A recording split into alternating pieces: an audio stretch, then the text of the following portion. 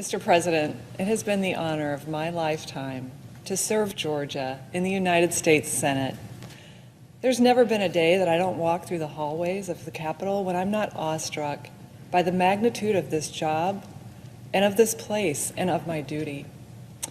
And I want to thank my colleagues, especially those who welcomed me from the start, who worked with me, who even across the aisle worked with me to get things done for our country in such a consequential year. I want to thank the people of Georgia who showed me the very best of our great state. My goal as senator was clear: to work every single day to make Georgians' lives better and to make ours the very best state to work, to live, to worship, and to raise a family.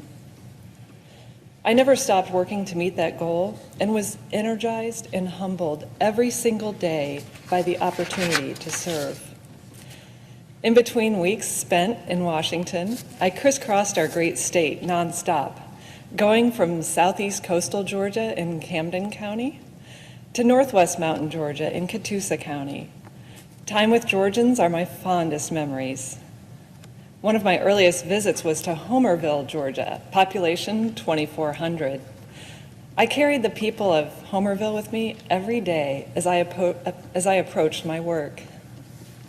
Having grown up on our family farm, where the nearest small town had a population of 600, my calling to public service was in large part to be a voice, an outsized voice, for those who feel they didn't have a voice in Washington. Meeting Georgians inspired me each day to bring results to every corner of our state. In that spirit, I want to thank Governor Kemp for appointing me and entrusting me with the important work of being a voice for our state and a servant to our citizens. And I was proud to serve alongside my friend and colleague, Senator David Perdue. I want to recognize Senator Johnny Isakson and Senator Saxby Chambliss for their shining example of what it meant to be a senator and, most importantly, a public servant. I also want to recognize and thank my incredible husband, Jeff, whose love and support encouraged me every single day. And I want to thank my family for instilling the values of faith, family, and hard work. You all have my deepest love and gratitude. As importantly, I want to recognize my very talented and hardworking staff, many of whom are with me today. Together, our work here and in Georgia has made a tremendous difference in our state. And let me tell you about just some of that work, because in one significant year in the Senate, I am so proud of all we accomplished together. We delivered more than $47 billion in relief to Georgia during the pandemic, to farmers, to families, to small businesses, hospitals, and schools. And as a freshman senator, I introduced and passed 6 pieces of legislation. We secured funding for rural hospitals. We increased telehealth access. And we sped the delivery of PPE to the front lines. I championed and we passed legislation that increased funding to help homeless veterans get back on their feet. And I was proud to champion agriculture, our state's leading industry, as well as our military, law enforcement, small businesses, and school choice. I stood up for innocent life, the Second Amendment, and all of our constitutional rights. I was able to use my business experience to develop 4 wide-ranging plans to drive economic security, keep our nation safe, modernize our healthcare system, and increase opportunity in minority communities. And in 2020 alone, our office helped over 5,200 Georgians with casework, including nearly 1,000 Georgia veterans and active duty servicemen and women, navigate their VA benefits and the VA medical centers. I'm incredibly proud of all the work we accomplished together for our state and for our country. There's much more work to do. I had hoped to pass a piece of my legislation to bring back to the United States from China the manufacturing of our critical medical supplies, including prescription drugs, over-the-counter medicine, and medical equipment. And I want to wish my successor well in his work serving Georgia. Now, most farewell speeches urge colleagues to put country before party or to fix what's broken here in the Senate. My message is slightly different.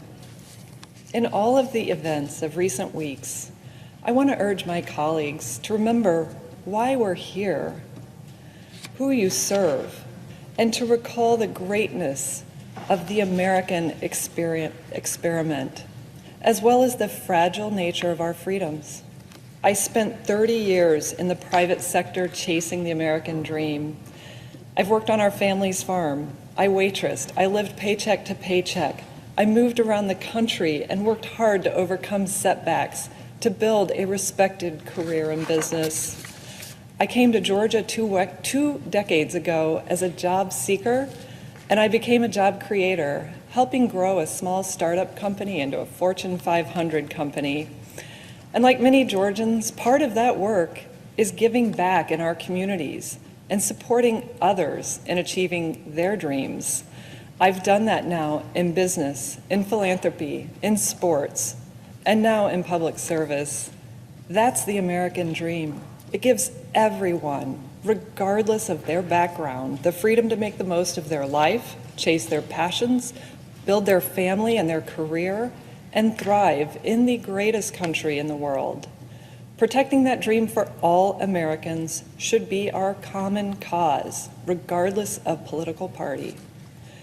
As I've served over the last year, it's become clear that we need more outsiders, more business people, and fewer, with all due respect, fewer politicians. Americans have high expectations for us. They're looking for leadership. They want results. And right now, they want their lives back. They're looking for us to restore America and protect their dreams, not to take advantage of a crisis and expand the government. And they certainly don't want their way of life overwhelmed by radical change and costly policies that will push them out of their job, limit their children's educational opportunities, and threaten their right to worship and speak freely. At the same time, while those on the left feign a desire for unity, they say they cannot tolerate it without accountability. In essence, there can be no unity without conforming to their views. Disagree, and you will be canceled. And not just your social media account, but your job, your family, your educational opportunities, even your God-given rights.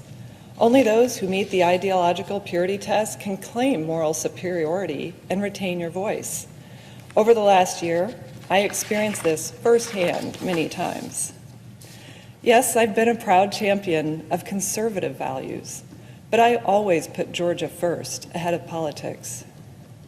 As the pandemic began to unfold, I worked around the clock to deliver relief across Georgia. Yet the mainstream media, including my own hometown newspaper, flooded its pages not with serious coverage of my relief efforts, but with completely false stories about stock trades fabricated by a left-wing blog. When this political attack was thoroughly debunked, that fact was largely omitted from subsequent coverage to fit their narrative. The truth is, the mainstream media and big tech increasingly care only about advancing their political ideology and protecting only the speech that fits into their specific narrative. The double standards, disdain, and contempt that elites and institutions of influence have for conservatives is increasingly being revealed. For the sake of our discourse, this cannot continue. As a starting point, we must hold accountable those who limit our free speech and the loss of our civil discourse in this country. The American people are alarmed by the effort to censor conservative voices. We're witnessing a constitutional crisis that threatens to erode the First Amendment and silence people across our country. As a Republican, a conservative American who still believes in the Constitution and the core principles on which our country was founded, I refuse to be intimidated by the cancel culture and its dangerous narratives. However, not every American feels free to speak up. Their voices are being lost. Mr. President, this is why this Senate is so important. For 230 years, the U.S. Senate has been the central venue for voicing dissenting views. and it has celebrated the deliberation of issues confronting our nation. You must be the voice for those who can't use theirs. Now is the time. The urgency weighs on our country. If we're serious about uniting, it must be out of respect for diversity, not despite it. Diversity of belief is not monolithic. In 1964, a future President, Ronald Reagan, spoke to his fellow Americans saying, "You and I have a rendezvous with destiny. We'll preserve for our children this, the last best hope of man on earth, or we'll sentence them to take that last step into 1,000 years of darkness." These sage words echo today. These words are timeless. To my colleagues in the Senate, I urge you to address the dire threats to our First Amendment rights in order to restore every American's faith in our democracy and to help restore our trust in each other. It is the only way to ensure that America, the world's shining city on the hill, a republic admired for centuries, can endure for future generations. I encourage each of you to uphold our uniquely American values and preserve the American dream. And I will continue to champion our party's values from whatever position I occupy. America depends on it. Americans are counting on us to be their voice. For a shy farm girl who was the first in her family to graduate from college, who could have never imagined that one day I would serve as the United States Senator from the great state of Georgia, thank you all. It has been my deepest honor. May God bless you, and may God bless the United States of America. Thank you. I yield the floor.